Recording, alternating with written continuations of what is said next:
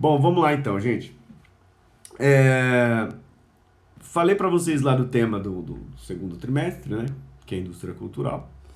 E assim, é, qual que é o problema teórico que levou uma série de sociólogos, filósofos a pesquisarem o fenômeno da indústria cultural, tá? Existe um debate que ainda não tem vencedor, né? Por isso que é um debate bacana, importante da gente fazer, que é o pano de fundo para as pesquisas sobre a indústria cultural, né? Esse debate inaugurado lá pelo Theodor Adorno e pelo Max Horkheimer, são dois filósofos, sociólogos, pensadores da escola de Frankfurt, na Alemanha.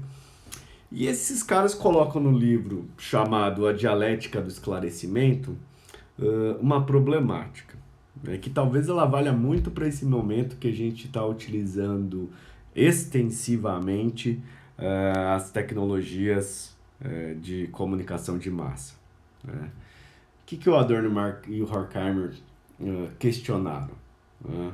E questionaram de forma profunda, cara. Segundo eles, a modernidade, né, o mundo moderno, a civilização ocidental, a sociedade capitalista na qual nós vivemos, ela se desenvolve de forma contraditória.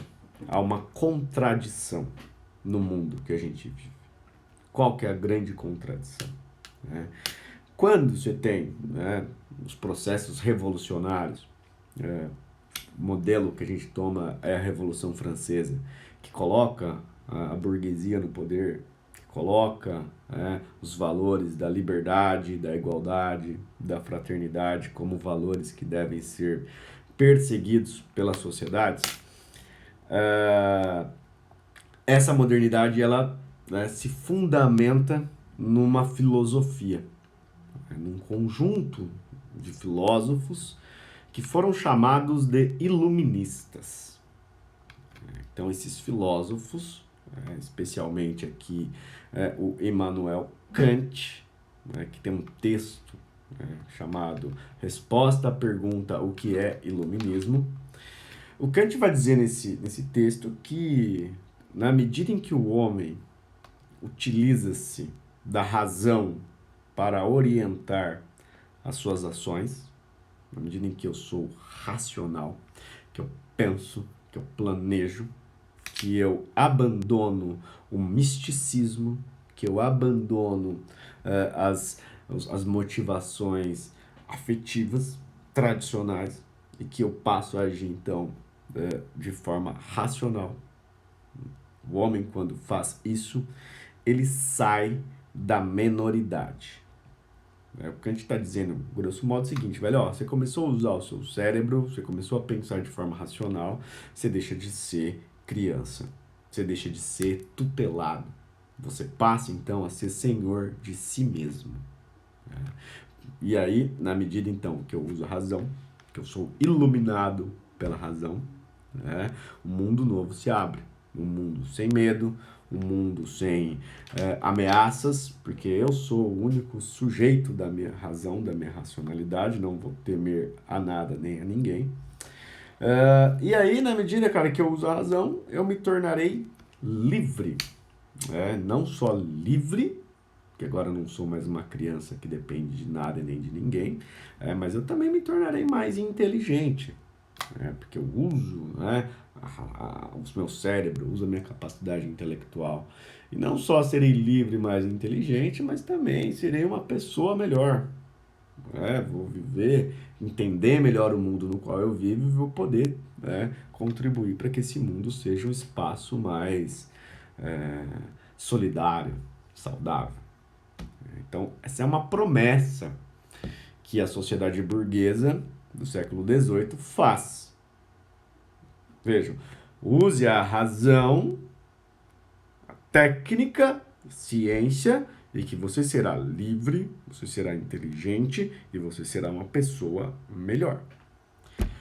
O que o Adorno e o Horkheimer falam, cara? Que, uma coisa é o discurso, outra coisa é a prática. E eles começam então a questionar as sociedades que se valem da razão, da técnica e da ciência. Né? E qual é o modelo que eles tomam para isso, cara? A Alemanha nazista.